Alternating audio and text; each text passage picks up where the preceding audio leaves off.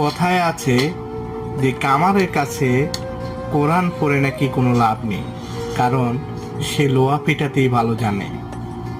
এমন রাত ভরে সীতার গল্প শুনিয়ে সকালবেলায় জিজ্ঞেস করে সীতা কার বাপ।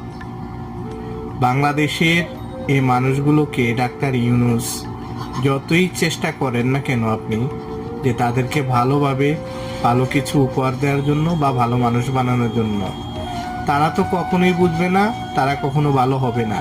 কারণ রক্তে যার মিশে আছে সেটা তো বুঝতেই পারেন, তারা কি করে আর ভালো হয়।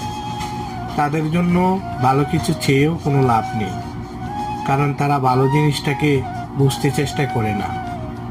এটাই বাংলাদেশের মানুষের অভ্যাস, এটাই বাংলাদেশের নেচার, যে ভালো করতে গেলেও খারাপ।